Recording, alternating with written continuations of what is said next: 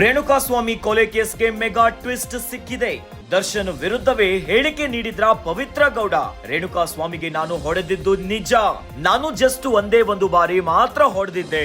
ನಾನು ಒಂದು ಬಾರಿ ಚಪ್ಪಲಿಯಲ್ಲಿ ಹೊಡೆದೆ ಅಷ್ಟೇ. ನಂತರ ದರ್ಶನ್ ಅಂಡ್ ಗ್ಯಾಂಗ್ ನವರೇ ಹೊಡೆದಿದ್ದು. ವಿಚಾರಣೆ ವೇಳೆ ಏವನ್ ಪವಿತ್ರ ಗೌಡ ಮಹತ್ವದ ಹೇಳಿಕೆಯನ್ನ ಕೊಟ್ರ. ದರ್ಶನ್ ವಿರುದ್ಧವೇ ಉಲ್ಟಾ ಹೊಡೆದ್ರ ಏವನ್ ಪವಿತ್ರ ಗೌಡ.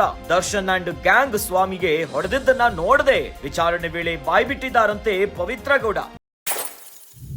ರೇಣುಕಾಸ್ವಾಮಿ ಕೊಲೆ ಪ್ರಕರಣಕ್ಕೆ ಸಂಬಂಧಿಸಿದಂತೆ A1 ಆರೋಪಿ ಪವಿತ್ರ ಗೌಡ ಮತ್ತು ಚಾಲೆಂಜಿಂಗ್ ಸ್ಟಾರ್ ದರ್ಶನ್ A2 ಆರೋಪಿಯಾಗಿ ಇಡೀ ಡಿ ಗ್ಯಾಂಗ್ ಆರೋಪಿಗಳ ಗ್ಯಾಂಗ್ ಈಗ ನ್ಯಾಯಾಂಗ ಬಂಧನದಲ್ಲಿದ್ದಾರೆ.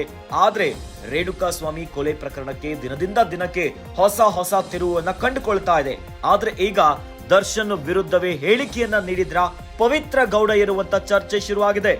ರೇಣುಕಾಸ್ವಾಮಿಗೆ ನಾನು ಹೊಡೆದಿದ್ದು ನಿಜ ಅಂತ ಸ್ವತಃ ಪವಿತ್ರ ಗೌಡ ಒಪ್ಕೊಂಡಿದ್ದಾರೆ. ನಾನು ಜಸ್ಟ್ ಒಂದೇ ಒಂದು ಬಾರಿ ಮಾತ್ರ ಹೊಡೆದೆ. ನಾನು ಒಂದು ಬಾರಿ ಮಾತ್ರ ಚಪ್ಪಲಿಯಲ್ಲಿ ಹೊಡೆದಿದ್ದೇನೆ ಅಂತ ಪವಿತ್ರ ಗೌಡ ಹೇಳಿದಾರಂತೆ. ಈ ಒಂದು ಪ್ರಕರಣದ A1 ಆರೋಪಿ ಪವಿತ್ರ ಗೌಡ ನಾನು ಹೊಡೆದಿದ್ದು ನಿಜ, ಕೇವಲ ಒಂದೇ ಒಂದು ಬಾರಿ ಚಪ್ಪಲಿಯಲ್ಲಿ ಹೊಡೆದಿದ್ದೇನೆ.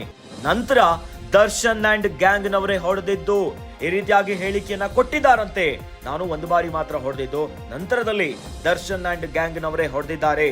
ವಿಚಾರಣೆ ವೇಳೆ A1 ಪವಿತ್ರ ಗೌಡ ಮಹತ್ವದ ಹೇಳಿಕೆಯನ್ನ ಕೊಟ್ಟಿದ್ದಾರಂತೆ.